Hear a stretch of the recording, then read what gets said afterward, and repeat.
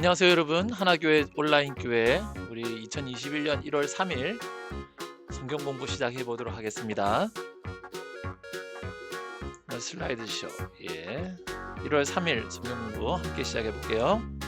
오늘 말씀은 마태복음 3장 1절 2절 말씀 함께 읽습니다. 그때에 세례 요한이 이르러 유대 광야에서 전파하여 말하되 회개하라 천국이 가까이 왔느니라 하였으니. 지난주까지 우리 예수님의 탄생과 예수님께서 이렇게 자리를 옮겨가시면서 결국에는 나사렛 예수 그리스도라 부르심을 받는 데까지 우리가 배웠잖아요. 이제 오늘은 다른 인물이에요. 새로운 인물인데 세례 요한이라는 사람이 있습니다. 세례 요한. 이름은 요한이라는 사람인데 이 요한이라는 사람이 특별히 예수님께 세례를 베풀었던 사람이기 때문에 그 사람의 이름을 세례 요한이라 부르는 거예요.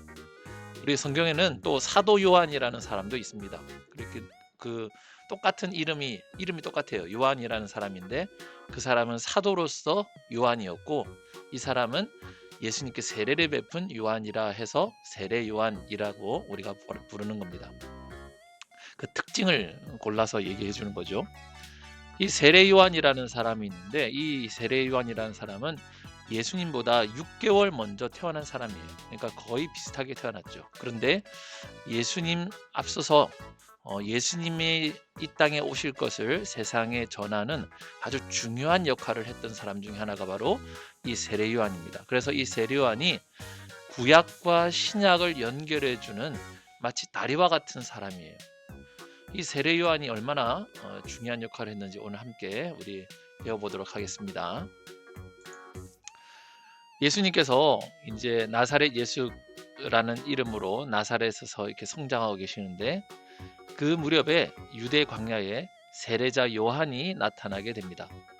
이 요한은 회개의 복음을 전해요. 그래서 회개하라 천국이 가까이 왔다라는 회개의 복음을 전합니다. 회개라는 것은 우리의 지난날의 잘못된 모습을 반성하고 이제 그렇지 않게 다른 모습으로 살겠다 하는 새로움을 선언하는 게 바로 회개예요. 그래서 하나님 앞에 나와가서 하나님 우리는 죄인입니다. 그러나 이제 하나님의 은혜 가운데 새 사람으로 살겠습니다 라고 우리가 하나님 앞에 나가서 우리의 지난날의 삶을 반성하고 새로움을 얻는 것이 회개입니다. 이 회개의 복음을 전하는데 특별히 유대인들 중에 바리새인들 서기관들이 있었어요. 바리새인들 또 서기관들 서로 다른 그룹들이죠. 그러나 공통적인 건 뭐냐면 당시에 유대 사회를 지배했던 사람들로서 아주 형식적인 사람들, 어떻게 표현할까요? 형식주의라고 있어요. 사람들 눈에 보이는 것만 중요하게 생각해서 속은 텅텅 비어있지만 겉으로는 번지르하게, 속은 하나님의 말씀을 전혀 따르지 않고 있는데 겉으로는 마치 하나님 말씀을 잘 따르는 것처럼 그렇게 말하는 사람들, 또 율법주의자들, 율법만 가르치고 율법과 은혜가 있어야 되는데 은혜는 없고 율법만 강조해서 사람들을 정죄하고 넌 나쁜 사람이야, 넌 이래서 안 돼, 그렇게 했던 사람들이 많이 있습니다. 그 사람들의 모습들 하나님께서 기뻐하지 않는다는 거죠. 그러니 당신들은 회개해라, 그 행동들은 잘못됐다, 그리고 하나님의 나라를 선포합니다. 하나님의 나라가 가까이 왔다. 하나님의 나라는 심판의 날입니다. 그래서 잘못하고 있는 사람들에게 야 조금 있으면 너 교장선생님 오셔서 혼날 거니까 빨리 너 다시 잘못했다고 해라, 회개해라, 그 말하고 똑같은 거예요. 하나님 나라가 가까이 왔으니까 빨리 회개해라, 그렇게 얘기한 거죠. 이 세례 요한은 아주 겉모습도 독특했어요. 그 사람은 낙타토롯에 가죽 허리띠를 메고 메뚜기와 들꿀을 먹었습니다. 그러니까 이런 마을에서 산 것이 아니라 광야에서 살았어요.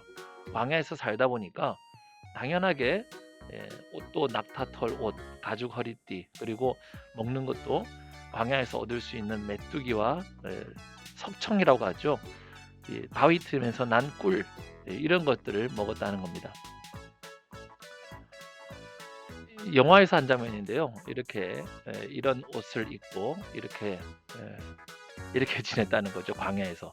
좀 도사 같죠? 우리나라의 도사. 그래서 이 세례 요한이 광야에서 사람들에게 외치는 복음 가운데 이런 말을 합니다. 이 그는이라는 분은 이제 오실 예수님이에요. 예수님은 다장마당을 깨끗이 하려고 키로 걸러 알곡은 곡간으로 죽정이는 꺼지지 않는 불로 태우실 것이다. 심판을 말하는 거죠.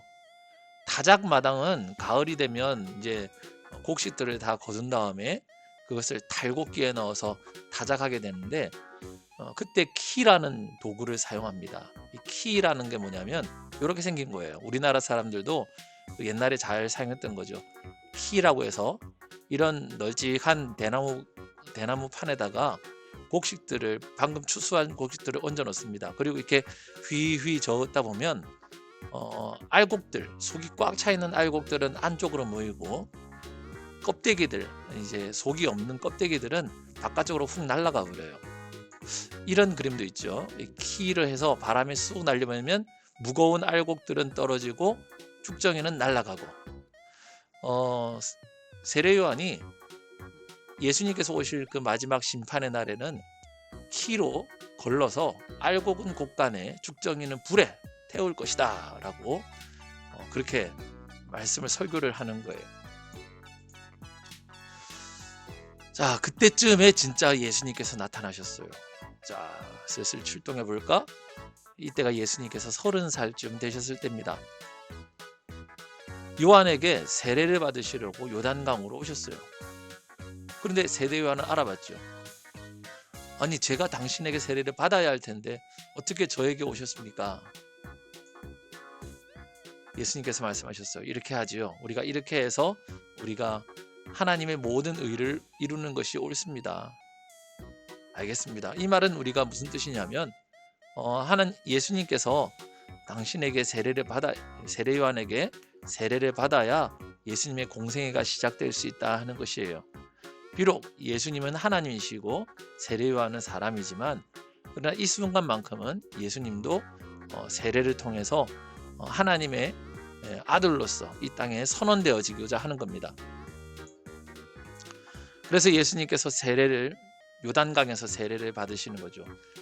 예수님에게 세례를 줬다 해서 세례 요한이라는 이름이 생긴 거예요. 원래는 요한인데 이 세례 요한이라는 이름, 별명이 생긴 거죠.